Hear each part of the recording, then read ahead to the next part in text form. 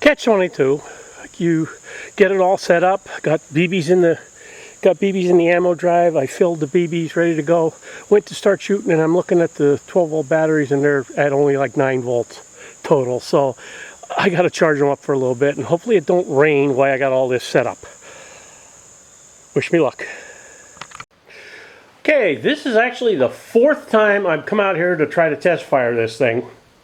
First time the battery was dead. Second time I got rained on. Third time I got rained on. So now I'm out here on a suggestion from my teammate. I'm in the airsoft shed and I'm firing out. Just so you can see what we're firing out to is there, and the grass, which is like high grass, which is right there, is only 65 feet away. And even though the guy's garage is right there, it's just woods right here, so that's where I'm going to be shooting into, and hopefully we can get to see that it shoots and it works and everything like that. So now what I'm going to do is I'm going to start off by test firing, and I got to remind everybody that the barrel on this side does not rotate. I have it disconnected, so, and I don't have the cover on the drum mags because I just want to be able to connect it in, and I'm using .20 BBs. So let me get over here and start shooting. I'm going to try to get out of the way so I'm not in frame. Okay, so we're going to put this down.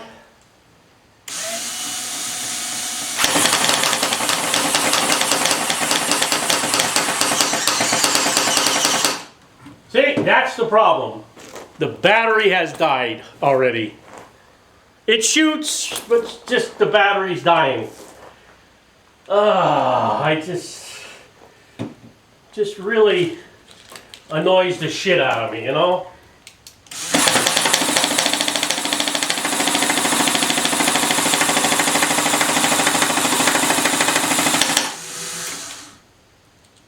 Okay, want to explain a couple caveats.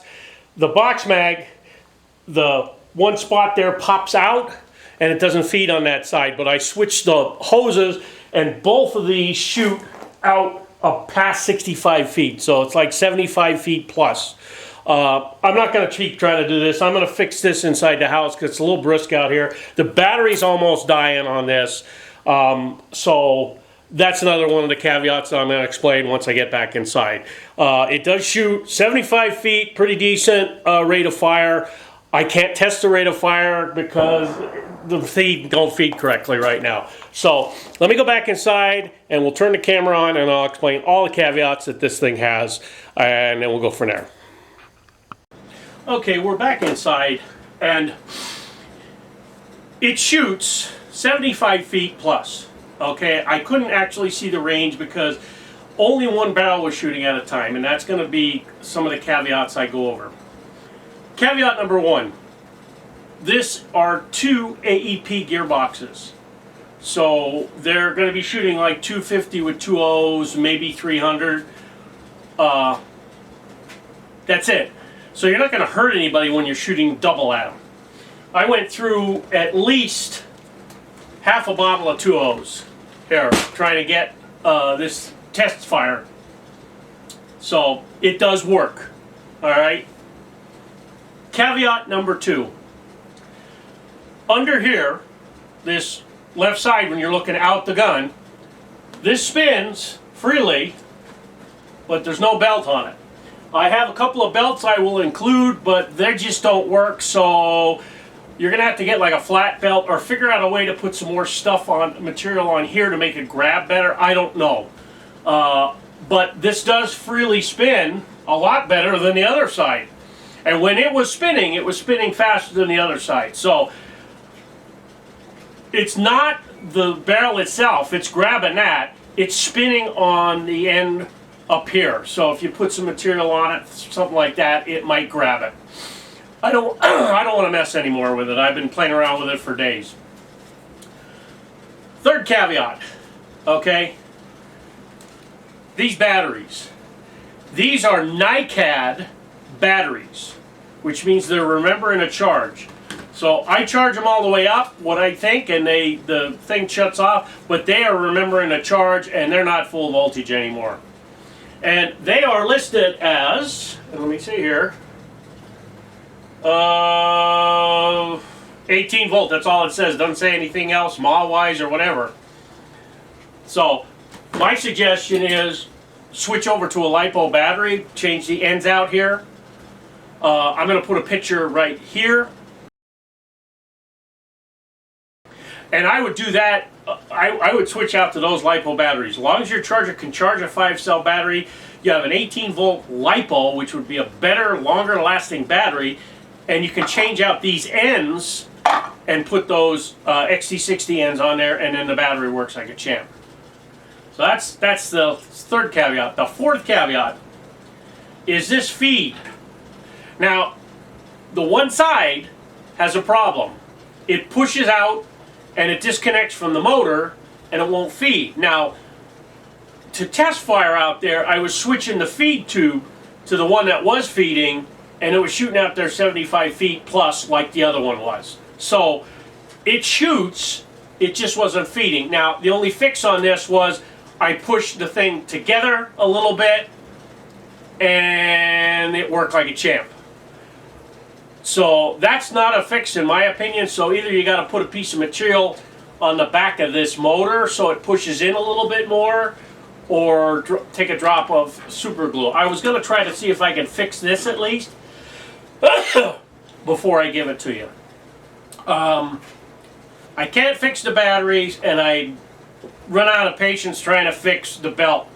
I don't know what else to do with that. I might spend some time and see if I can fix anything, but I doubt it's going to fix it. So that's everything that you got right here. It works. It's interesting, but this is an emplacement weapon. This is not meant to be moved. Okay, find a spot, set it up, it's ready to rock. I would actually do a higher incline, because when we had this in a 10-foot tower, we were covering a 150-foot area with it. Okay, because we were 10 feet up, 10 feet from the floor, up 4 feet, so we're up 14 feet, shooting out and covering a 150-foot area. We're in the upper corner of this 150 by 90-foot field. And I was covering the whole field, okay, with this. And it's intimidating. It doesn't hurt. Even though it's shooting 2 BBs at a time at like about 8-10 rounds per second, it's not really fast. It's intimidating sounding, okay?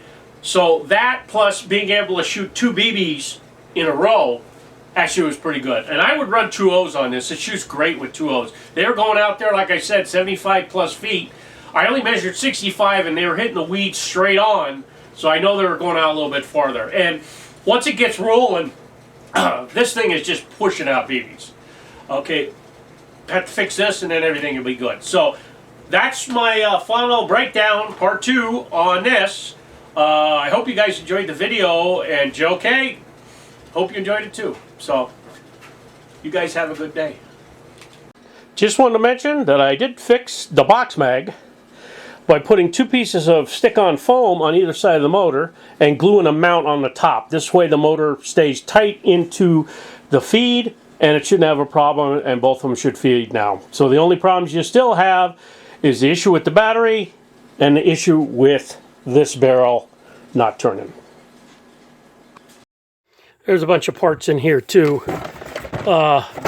Extra parts he sent me right before he passed away, so they're going with it as well. Just thought I'd add it in. I like it!